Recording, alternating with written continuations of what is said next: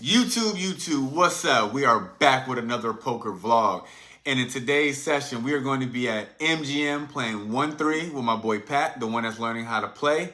And we're also going to have a couple hands from 2-5 along with a couple hands from the app.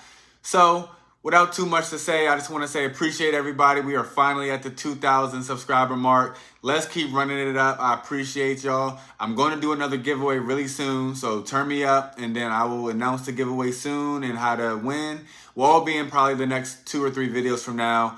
But let's just get right to the hands. Let's go. In the very first playable hand, we get dealt King Queen suited in middle position. The plus one raises to $11, and to a smaller open, I can 3-bet this up to around $45. Most players in 1-3 are going to telegraph their hand strength based on sizing. However, being new to the table, I just decided to call, which is pretty bad, not because I'm likely to get squeezed out the pot, but because I'm so likely to go 6 ways. And with all that being said, we're heads up to a flop, which is pretty above average. It is King, Queen, 5, 2 clubs and a diamond. So we got top 2 pair and a backdoor flush draw. And he bets out for $11, same as pre-flop. And thinking that I have the hand locked up and sensing weakness, I just call. The turn is a 9 of diamond, really giving us a monster. So when he checks here, I make a mistake only betting 30. The pot has 40, so 75% does seem adequate. But based on his flop bet and turn check, he either has nothing or a combo draw. And seeing as he raised pre-flop, I'm leaning towards the combo draw, such as Queen 10, King 10, Queen Jack, etc. Maybe even suited, which would make it a lot of equity. So if I had a draw here, I would almost always check back because I'm unlikely to get any folds and could still possibly be getting raised. But as an exploit with thick value, knowing I'm not getting many folds versus the range I assigned them to, the real goal is to bet a lot of money. And I like an overbet here. I think the sizing that I should have chose is $60 to $75 in this spot. But as played, 30 gets called and we see an awful river of the 10 of hearts. Not necessarily that I'm beat, but it makes getting value a lot harder from those marginal bluff catchers. However, when he leads out for $40, this just screams a straight. When people lead out with 4-to-8 straight or flush, it's seldom a bluff. And as you've seen in my last video, when the guy led the river, he had the nuts. So I'm thinking about the situation and I have to call $40. That's going to be a total of $180 once my money is in there. So getting those odds, I just call. And of course we see the bad news. He has Queen Jack for middle pair on the flop, turned combo draw on the turn and got there. So do you like it when I put a little bit more analysis in the hands, or should I keep it more simple? Leave the comments below, but we are on to the next hand. Moving along, we see King 10 offsuit, and I raised to $15. A little light, but hey, I'm here to get active. So we get 2 callers, and we see a pretty lame flop of 9, 8, 8. So just 2 overcards and a backdoor straight. So I just decided to check on this board, and it checks all the way around. We see a 6 on the turn, and now we have a gut shot along with our 2 overcards. And no one bet when check 2 on the flop, so now I'm going to bet out for 2/3 pot, $30, and only get 1 call. The river double pairs the board with a 9, and so when he checks, I figure he might have just called with a 6 that's now counterfeit. So I just check back and he shows 6-7 for flopped open-ended, turn pair, and river nothing. And we win. So once again, we see King Queen and we raise to $20 in the +1. I started to raise a little bit more because I've noticed 15 is getting way too many callers. So 20 does the trick and I get 4 callers and we are 5 ways to the flop. Holding hands to a 6 deuce deuce board with 2 diamonds, and right now we just have 2 overcards and a backdoor flush draw. But I'm not going to put a penny into this multi-way flop, so I check when the small blind and big blind check to me, and surprisingly the 2 players behind me check as well.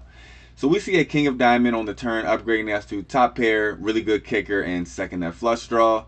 So when it checks to me, I put a really small bet of $25 into a pot of 100 because it's not impossible for somebody to be slow playing and I can find them for cheap. However, the player to my left calls and everyone else sheds their cards. I'm not exactly sure what he has at this point, but on the river, it's an 8 of diamonds, so we do now have the second best flush. And of course, we could lose to a full house or ace of diamonds, but we are still going to go for value here. But as I look over, he only has $35 left behind. So of course, this makes his decision a lot easier, and I put him all in, and he calls. we show our hand and we win. But even if he had a full stack in this spot, I would bet probably close to $60. And if I get jammed on, just fold, because these spots are so ridiculously under bluff. So when you run into them, you can just get rid of your hand. So in this hand, I'm pretty sure I played it pretty bad. I raised it up to $10, which is laughingly small. I'm feeling like I'm going to get 6 callers, but only the player next to that calls, and we are off to a flop, which is king 6-7. So we have bottom pair, but we do have the range advantage. So I be feeling like on a king high board, I should be putting out a bet here almost all of the time. But I just check, and we are off to the jack of diamonds on the turn. And I check again, and he bets out for $15. Now, he could have turned the jack, but he could just be taking a stab at it because I checked to him twice. So I decided to call the $15 bet, and the river is another jack, upgrading us to 2 pair. And when I check, he bets out for $15, and this just screams like such a weak bet. When people bet the same on 2 different streets, that's really a sign of weakness. But I'm really just trying to think, if I call, I could get shown a hand that I lose to, like a 7.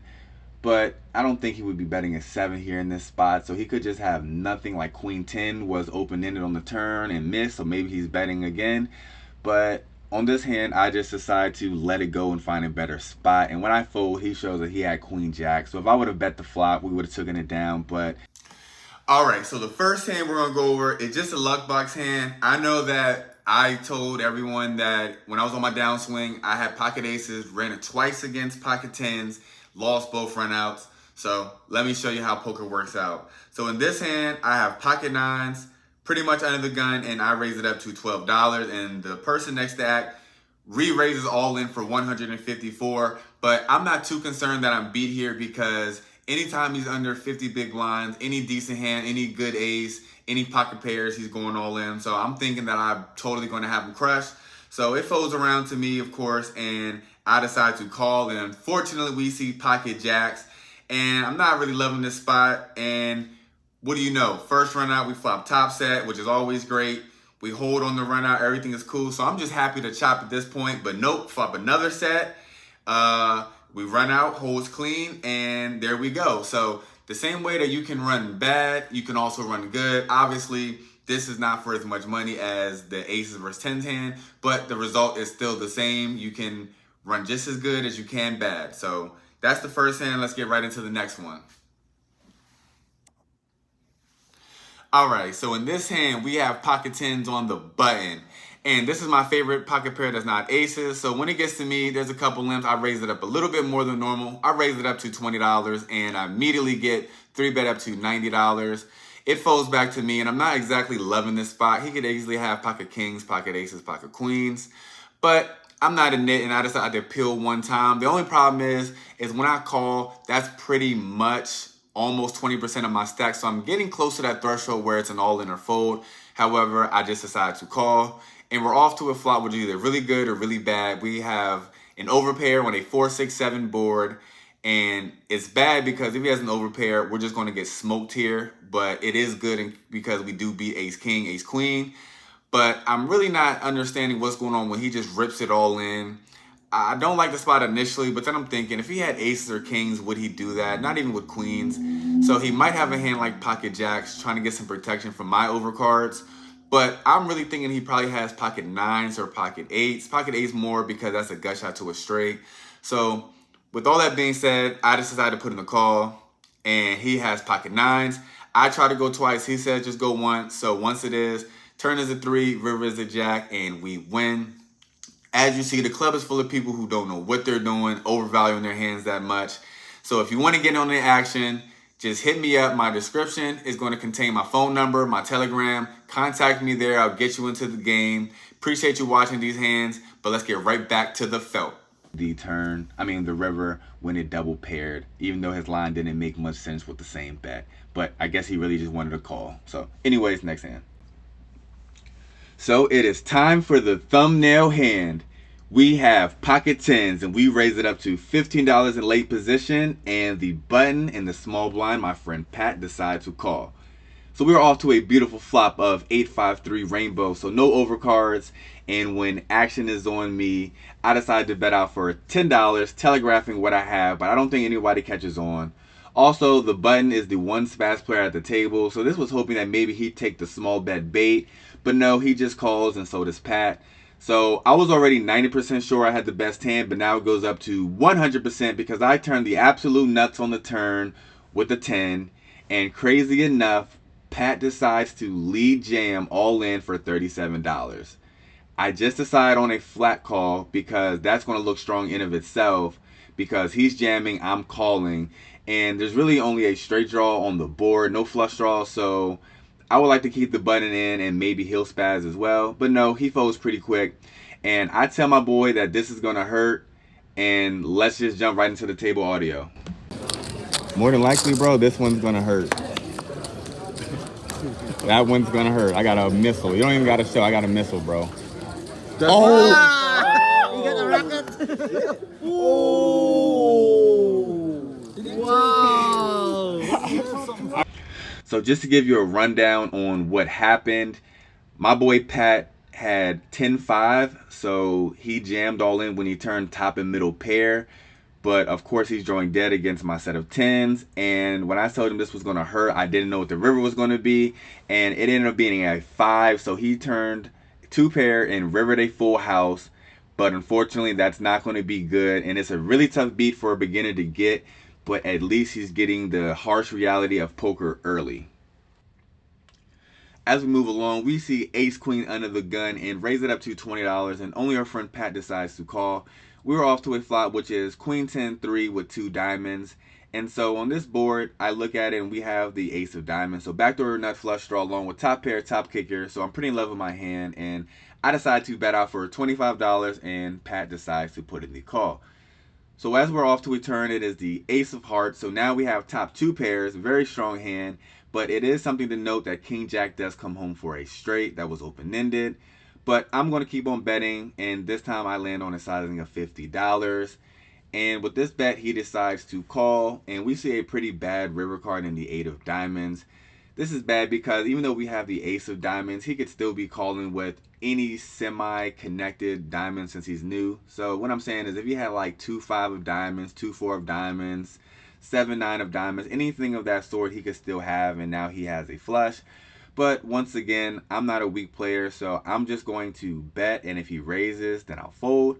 So I put out a bet of $50, which is the same as my turn bet, and I normally don't make this play, but since my opponent is a beginner, he's not going to know that that's a semi-weak hand. I'm actually thinking that I'm either way ahead or way behind here. So this $50 bet is going to get calls from hands that are weaker than mine, but also if he has a flush or anything like that, he's going to raise off, and then I can fold knowing that I'm going to be beat here if he does. So the $50 bet gets him the call, and he shows king 10, and my hand wins, obviously. So it's very unfortunate that I'm winning a lot of these value hands from my boy. He's having a tough session, but he's learning. He's going to be a crusher soon, and some training sessions with me and him are going to be coming out very, very soon. So let's get on to the next hand. So this is a hand from another session. This is 2-5. This is my normal game whenever I'm not waiting or playing with a buddy. So there is a straddle on and I'm going to raise to $30, and we look down at pocket king. So of course I'm going to 3-bet. I raise it up to $100. Don't want to make it no smaller and get some cold calls with pocket pairs. Just want to isolate the raiser, and when it gets back to him, he does what I did not expect, and he 4-bets this up to $350. So I look down at my stack. I only have $755. So he could have aces, of course, because 4-bets are pretty much under bluff, but there are still some 4-bet bluffs. He could have ace king, he could have pocket queens or pocket jacks. He's a capable player, but nonetheless, whenever you're faced with a decision like this, you can never call for 45% of your stack. So my only options are to fold or to go all in with my hand, and of course with pocket kings. We're going to go all in, and we fade the snap call, which is always great. So we know we have the best hand, and he asks for a count. He sees that it's $755, and he already has $350 committed. So he decides to call, which he's priced in to do. And he asks me if I have a pair, which lets me think that he has ace king. But no, he has pocket queen, so we have him totally crushed. And we are off to a flop, which comes queen jack 7. Oh no, he flops a set. Turn is a 7. He turns a boat. So we have 2 outs to improve, and unfortunately we do not. And we lose a monster pot here, and I normally would rebuy here, but I already wasn't in the best mood to play, so I just decided to call it a quick night. I was only in the casino for about 10 minutes or so and lost $800 just that fast. But there's always the next session, and so didn't really want to show you this hand, but this is the reality of poker, and this is what really happens sometimes. And instead of staying playing tilted, I just decided to leave and come back another time. So let's just get to the outro and see what the numbers are for the total video. Alrighty, YouTube. So, unfortunate ending to it, but let's go over the results. As far as the 1-3 session that we were at, we won $400 there. And on the app for the week, we won $600. So that's $1,000. But as you've seen in that last hand, we had a big loss. So that was $800 loss, bringing us to only a profit of $200 over the course of playing for 20 hours. So $10 an hour was my profit for the week, but that's okay. That's the swings of poker. Obviously, that's just how things go. But I just want to say appreciate y'all for making it to the end. Make sure you like, comment, and subscribe if you're new. And until the next video, holla.